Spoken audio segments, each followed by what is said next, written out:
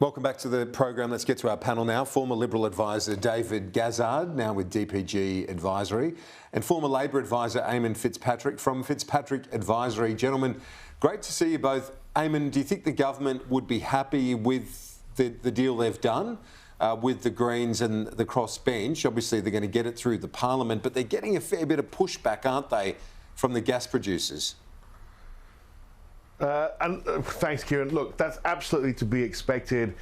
We've talked about this. I mean, really, the only thing you could expect to see was a Labor Prime Minister siding with Labor, with working Australians, working families, trying to help them get a handle on their power bills, and Australian businesses, manufacturing and industry. I think what's interesting here is that every single test that has been set for this Prime Minister and this government is absolutely passed with flying colours. I mean, there's been a lot of talk around how this wasn't going to be able to get up. There were issues all around the place. And honestly, the government has negotiated their way through this. It's great to see the Greens being productive, I have to say. We've come a long way since 2009. When they voted down emissions trading with the Liberals. So we've come a long way from that. But I've got to say, this is a really welcome set of circumstances.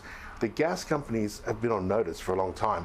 We've been talking about this on this show for 3 months now. And I think both David and I and yourself have predicted that for the gas companies, the only way forward was to have been a bit of proactivity. You want to be part of the solution. You don't want to be the problem. And I think, if anything, they've gone and done that to themselves. I was a bit surprised to hear that the industry body expressed surprise at the outcome, given, as you said, we've been talking about this for 3 months. David Gazard, when you look at the coalition's position, Peter Dutton's stance on this, is it a tricky one to try and navigate, to criticise the government on the one hand in terms of this intervention, but still back any support to households and business? Well, it is difficult from the perspective that no opposition is going to want to get in the way of a voter and their hip pocket nerve. But by the same token, and notwithstanding what Eamon has just said, you have to heavily intervene in the market and re-nationalise an industry that has put billions of dollars of investment in, and that introduces sovereign risk. So it's all well and good to say, well, we're sticking up for Terry taxpayer by fundamentally tearing up legal and contractual agreements. We're going to change all that and then not expect anything to flow from that. Okay, we all stand in favour of lower bills for families and so on and so forth. Who wouldn't? But at what cost? And I don't think anyone quite knows what the shape of this legislation is tomorrow. The opposition certainly hasn't seen it, so Peter Dutton wouldn't really have had the chance to make up his mind really with any sort of factual accuracy.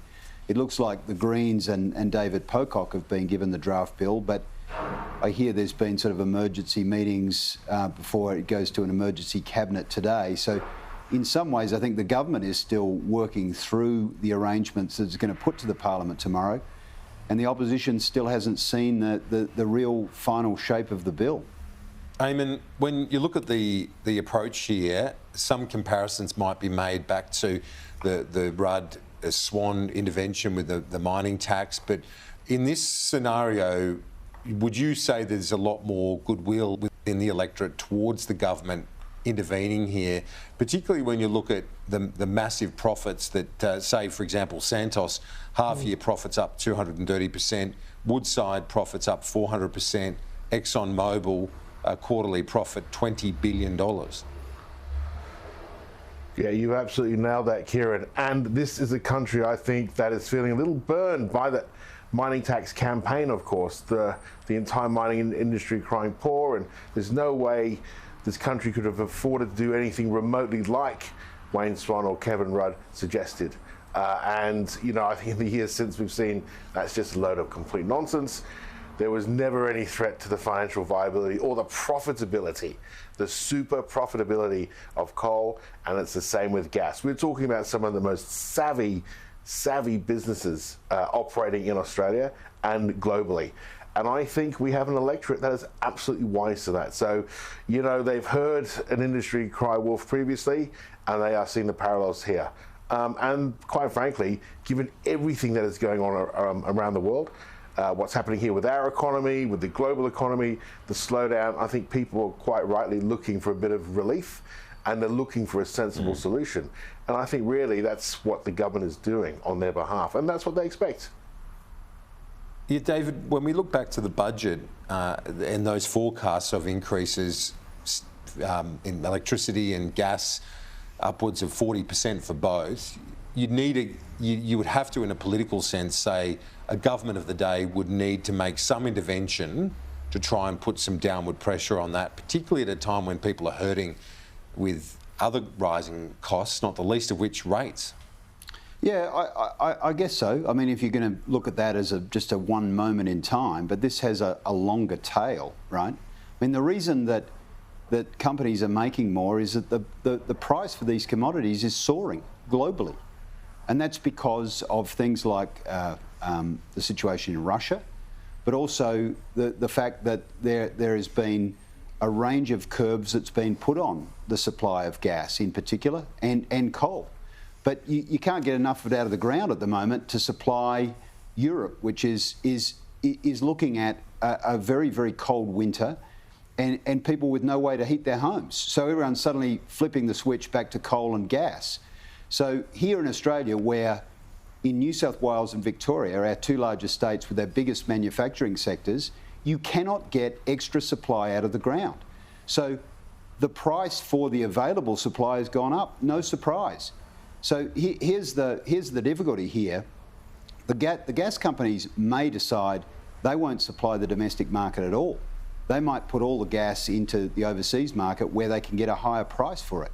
So if you're going to put curbs on, albeit notionally temporary, we still don't know if they're temporary or permanent, you're going to have to also legislate to overcome the ability of gas companies to supply overseas markets and overseas customers who are already paying higher prices. And the reason they're paying higher prices is there's greater demand for the commodity.